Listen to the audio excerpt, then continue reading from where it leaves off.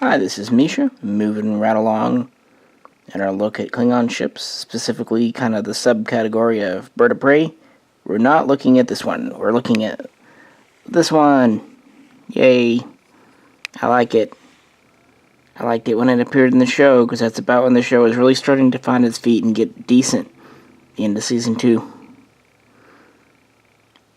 This is the early bird of prey.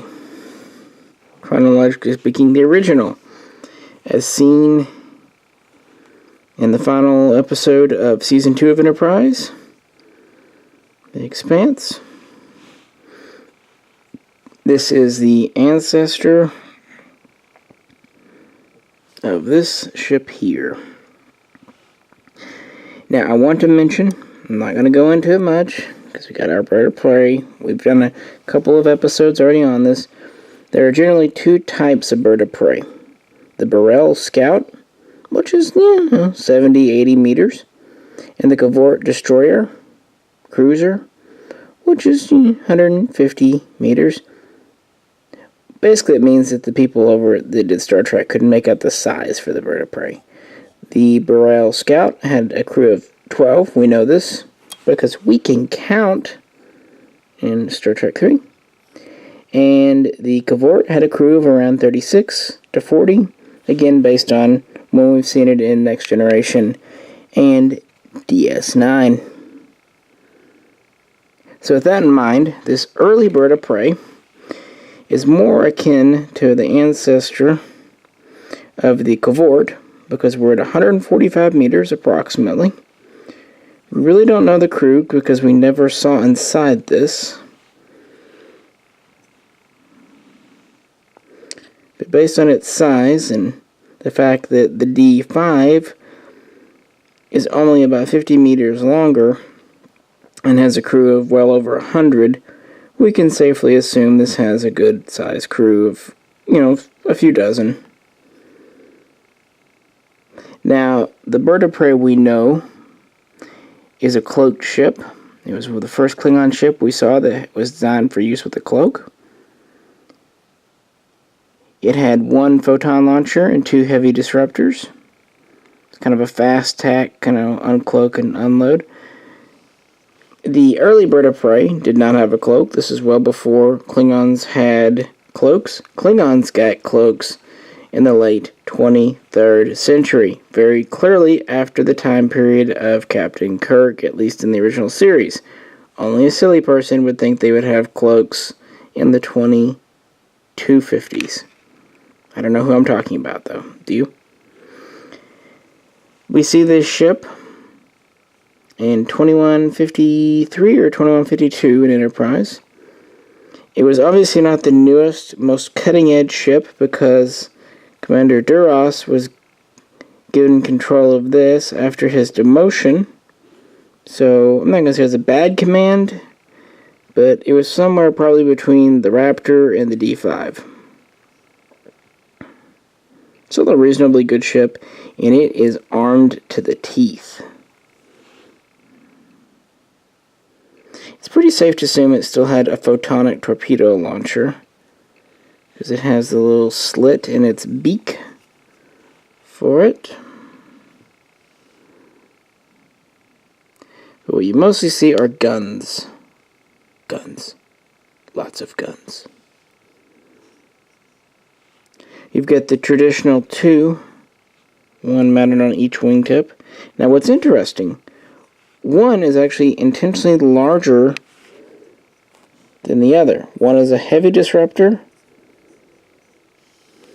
and the other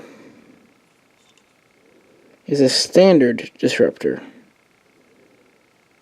I've seen some reviewers complain that the model is goofed because this one is so much bigger than this one, but from what I've been able to tell,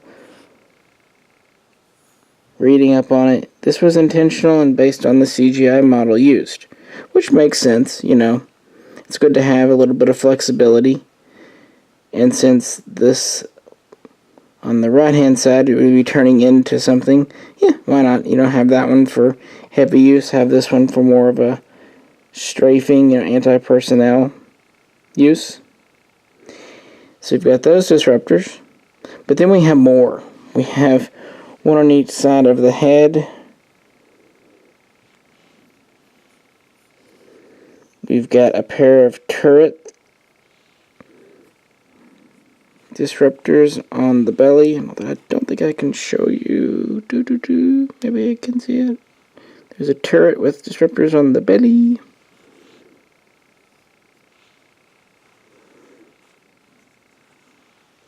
Then we've got a pair of disruptors in the back.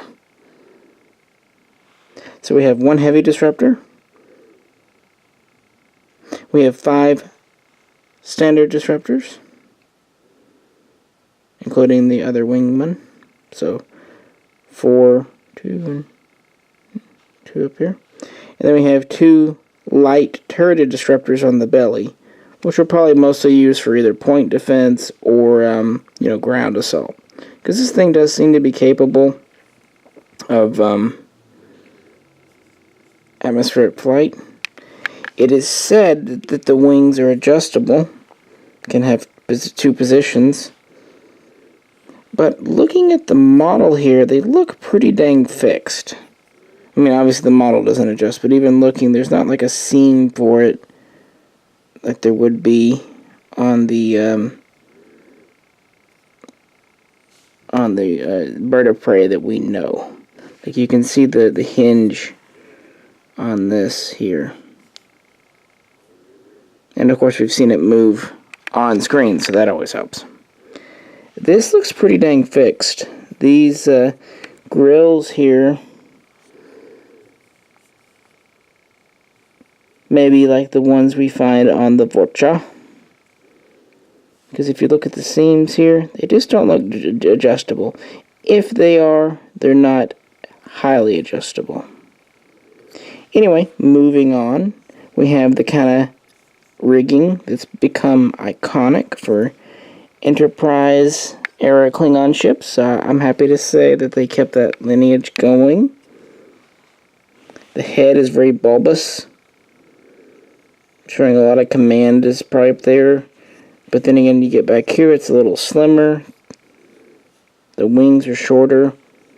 It's kind of a squatter, chunkier, clunkier bird of prey. I think they did an excellent job designing this. As much as I think the original is overused, I was so happy to see another earlier looking bird of prey that actually does look, for something made in the 21st century. Using CGI, they at least tried to make it look chronologically older than the original, which is not easy to do when it comes to design.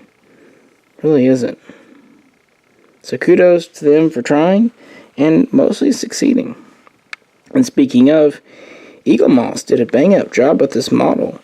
With as many protrusions and things, it is mostly polymer. It's got a metal core here. I think the wings are metal, this core, but then of course all of this is polymer. So it's relatively light.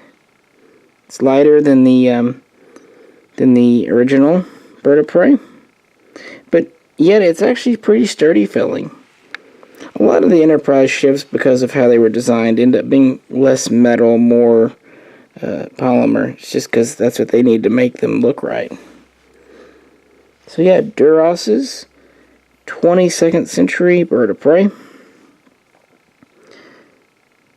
case it matters, it was a little slower than a Raptor, had a max warp of 5. So it wasn't quite as fast as the Raptor Scout, as you'd expect. It was more of a combat ship, really more of a gunboat. I mean, good grief, 8 disruptors and a photon torpedo launcher. So the idea seems to be, since it didn't have a cloak, it just had a lot of firepower. And when they went to putting cloaks on their birds of prey, because of the energy requirements and just not needing them, and probably more advanced disruptors, better targeting, they did away with most of the guns. I'm sure this was a relatively primitive ship inside. The Klingons seem to have kind of borrowed, or taken a lot of their tech. Again, research wasn't their big deal, so I could see them maybe not having the best targeting computers and all that jazz. But yeah, this is one I was really excited to show you guys and talk about, if you can't tell. was really happy to get this. In fact, I had to go elsewhere because they were sold out. I actually ended up with 2 of these. So maybe on our gun garbage giveaway, if I know one of you people are a Star Trek fan over at our main channel, our Patreon supporters, you might get a Klingon ship, because I don't need 2. But, you know, sometimes it's funny. One doesn't come in on the subscription, you order it, and then of course it shows up. But sometimes when these go out of stock, they stay out of stock for 6-8 months, so I wanted it. And why not? I like the military lines and just really everything about this critter. So yeah, the bird of prey, more akin to an early cavort than an early burial. Definitely check it out if you like Enterprise or Klingon. I just really do. Well, if you could, like, share, subscribe, and also feel free to comment below. Well, tune in again soon as we get towards wrapping up this mini-series looking at Klingon ships. Until then, even goodbye to Patox like Duras, I suppose, or something like that. Catch you next time.